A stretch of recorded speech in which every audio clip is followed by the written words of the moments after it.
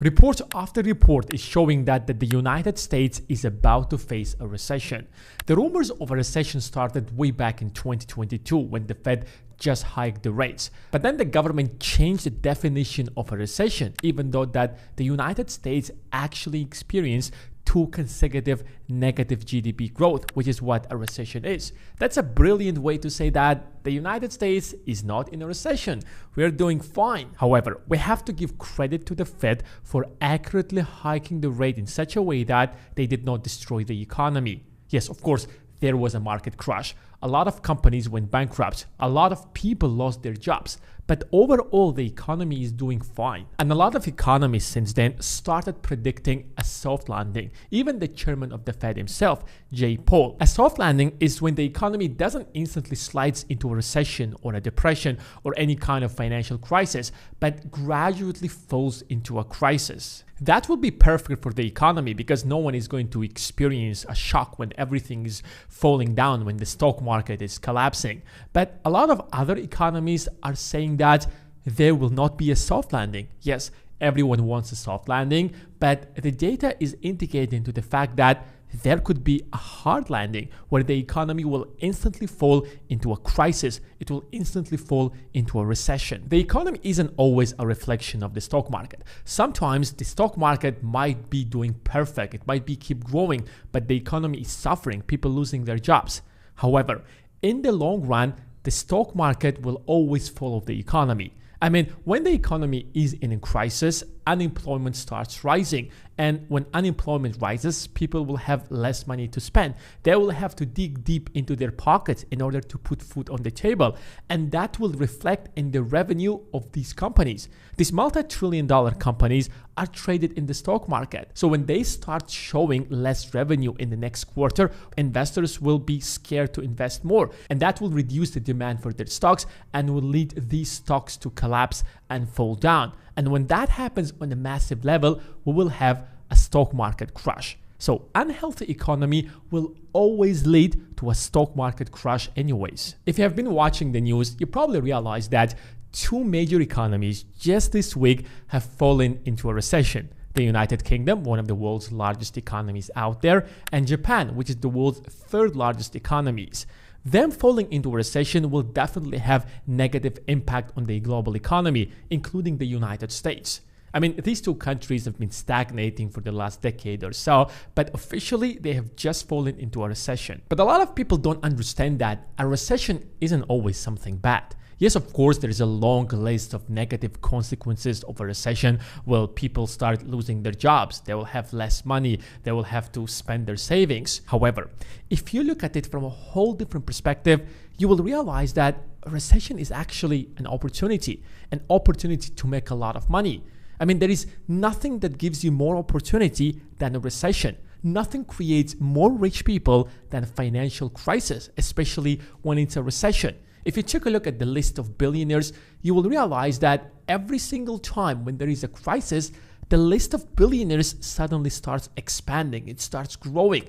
In fact, you will also realize that some billionaires will be replaced. It doesn't just happen with billionaires. It happens with regular rich people. Remember, for every billionaire that's out there, there are like thousands of millionaires. So whenever there is a crisis, even if we have 1 billionaire joining the Forbes list, we have thousands of people who took advantage out of this crisis and made millions of dollars. When there is a crisis, remember, the wealth that is there in the economy doesn't disappear. It's still there, part of the economy. What happens to that wealth is that the perception of people about the future of the economy starts being negative. So they start spending less. That will drop the value of that wealth in the economy, but it's still there in the economy because people are afraid to spend. People are afraid to buy stocks. In fact, they start selling stocks. So the value of that wealth during that period will fall down. And the people who understand how crises work, people who understand, who are not afraid, who are risk takers, they understand that sooner or later the economy will recover. They start jumping in and buying those assets. And that's what taking risk means. When the future is uncertain, when the future looks blurry, that's when you jump in and start investing and start buying and start opening a business. If you have an analytical mind and you understand the nature of crises and you understand the nature of the market, instead of giving up to the emotions, you start thinking with your mind. You start taking decisions based on fact and logic and the circumstances on the ground.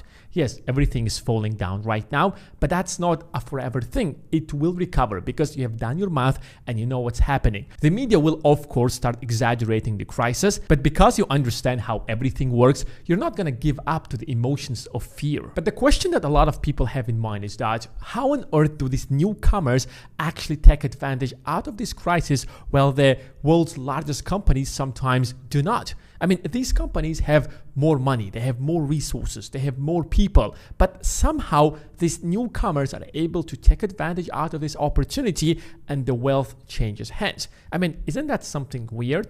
Well, what happens usually is that all of these multi-billion or sometimes multi-trillion-dollar companies get comfortable. They stop seeing the big picture. They start focusing on the short-term profits instead of actually conquering the market over the long run. And that's how they lose competition. Take a look at Boeing. It's one of the most successful companies out there. It's literally an American icon. When you think of the United States, you think of Boeing. And they have built Boeing 737. It went on to become the most successful plane in history. Over 10,000 of them were produced. And even today, 50 years later, 5,000 airlines across 200 countries are using Boeing 737. But guess what's happening today? Boeing is losing competition. Why? Because they have focused on building the next plane with the mindset to make as much profit as possible. It's absolutely normal when companies are focused on making more money, but when making more money becomes the only priority and you stop focusing on making a great product, that's when you start losing. And that's what happened to Boeing. They started cutting a lot of corners when building that plane. And that product has a lot of problems today. It's actually causing Boeing a lot of money every single day for not being able to produce a proper plane that could challenge Airbus today. Lehman Brothers is another example. I mean, if you just go back to 2007 and ask anyone that, will Lehman Brothers go bankrupt? Nobody will ever believe you because this is an American icon. This company has been out there for over 100 years. This was the biggest shark on Wall Street. And yet in 2008, it went bankrupt. Why? Because the CEO, the management of that company, focused on filling their pockets instead of growing the company. And that's why it went bankrupt. So don't be discouraged by the fact that you're a small fish in this vast ocean filled with Wall Street sharks. Even if you don't have as much money as Wall Street, even if you don't have as much resources as they have, that doesn't mean that you cannot take advantage out of that crisis. You might not be building the next billion-dollar company, but every single person during this period have the ability to actually take advantage and build some wealth. No matter how bad it gets, no matter how dark it gets, the economy will bounce back. Take a look at this chart. What you see here is that all of the crises that happened over the last 50 years, what you see constant here is that after every single crisis, yes, the market has tanked into a crisis, but it literally recovered and kept growing. When the crisis just happened, it created a panic in the market.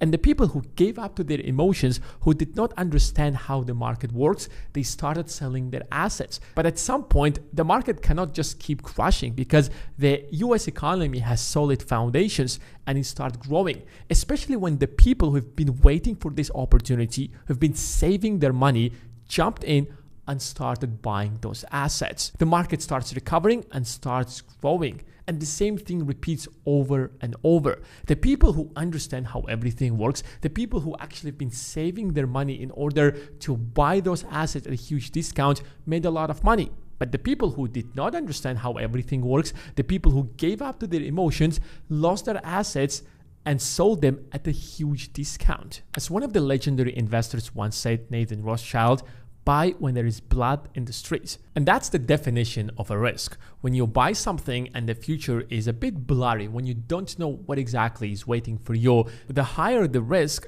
the higher is the reward, the higher is the return that you can make on your investment. Of course, you can go out there and buy and invest in the safest assets, for example, such as government bonds. You know for a fact that you will get your money back, especially if you're buying a US government bond. You know that the United States is not going to go bankrupt. They have the Fed that is ready to print any amount of money that the government wants. People might say that Fed is independent, it's privately owned. But guess what? Who appoints the head of the Fed? The President of the United States. In 99% of the cases, when the Fed says that it's going to print money, they're printing money because the government told them to do so. So if the government runs out of money to pay you back, they will just ask the Fed to print that money and they will give you back. And the worst case scenario is that, unlike your friend who might actually lose his job and might not be able to pay you back, the government can simply raise the taxes and pay you back. The government literally has the best source of passive income. People are constantly working, they have their jobs, and they're paying their taxes. And if the government needs money urgently, they will just raise the taxes and pay that money easily. And that's why you cannot expect higher returns when it comes to safe investments such as government bonds. But when it comes to a recession, you can easily make like 100% on your money. Some people who are so good at predicting recessions and are preparing for it can actually make like 1,000% in a single year. So, how close is the US economy from a recession? Since 2008, the US economy got hooked on cheap money. Up until 2008, cheap money wasn't really playing such a big role like it's today. Up until 2008, the total printed money was less than $1 trillion. All of the money that the Fed has printed was less than $1 trillion. But then in 2008, you will see a spike. Overnight, the Federal Reserve printed another $1 trillion. It went to up to like 2.3 or 2.5 trillion dollars. That's when the Fed realized that you don't have to work hard to grow the economy.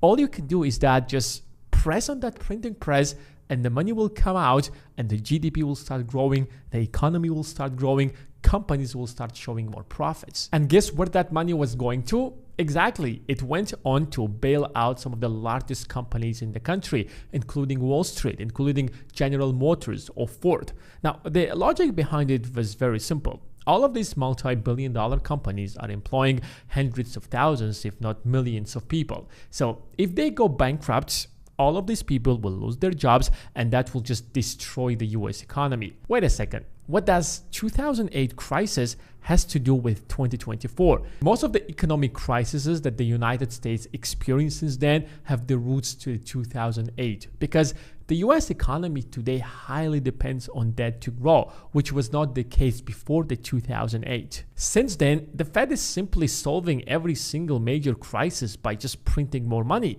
Why no one thought of that before? Because that creates inflation. Every extra dollar that enters into the economy makes the existing dollars less valuable, and that's known as inflation. When there's so many dollars, the actual value, the real value of the dollars can literally go to zero. And that's why the Fed stopped printing all of that money in 2016 and realized that it's time to pay back our debts. If we don't do that, sooner or later, the dollar will become worthless. But in 2020, something happened that the Fed couldn't just do anything about it. Yes, a global pandemic hit the world and the United States, and the US government had to somehow lock people in their homes. I mean, you cannot force people to stay at home when they have to put food on the table. Otherwise, they will just starve to death. And that's why the printing press started working actively again. That's when the Fed printed trillions of dollars and distributed that money not just to people, but rather to companies, to everyone else.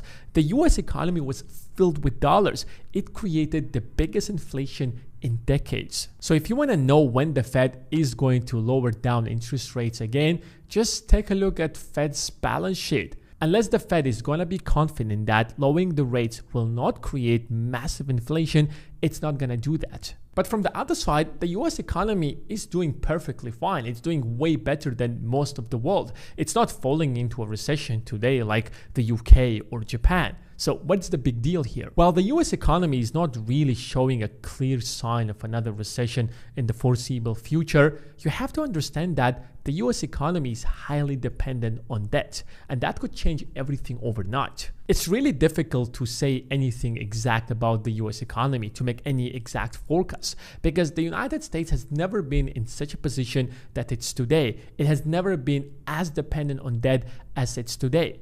Just for the record, the United States printed around $240 billion during World War II. Now, World War II was literally the biggest war, the biggest crisis in human history, and the United States printed just $240 billion. Now, if you adjust that to inflation, to 2024 dollars, it's around $3 trillion.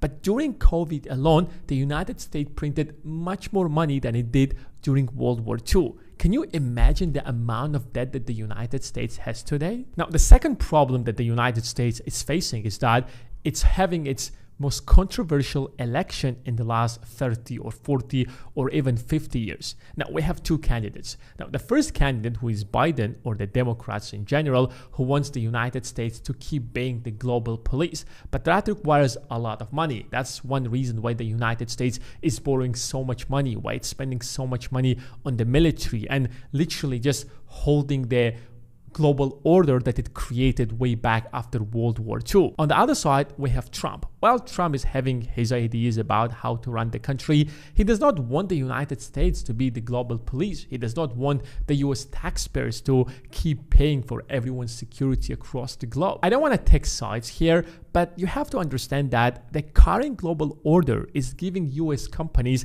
a competitive advantage over everyone else, because the United States controls the global financial system, the United States controls the global supply chain, and literally the United States has the strongest negotiation power than any other country on the face of the earth. And part of the reason the US has such a power is because it's spending so much money on its military and is playing the role of the global police. So while the United States might not face any immediate risk of falling into a recession in the foreseeable future, the global geopolitical changes that could happen over the next 12 months or 24 months could actually change everything for the United States. And that's when you should jump in and start investing and start buying and take advantage out of that opportunity.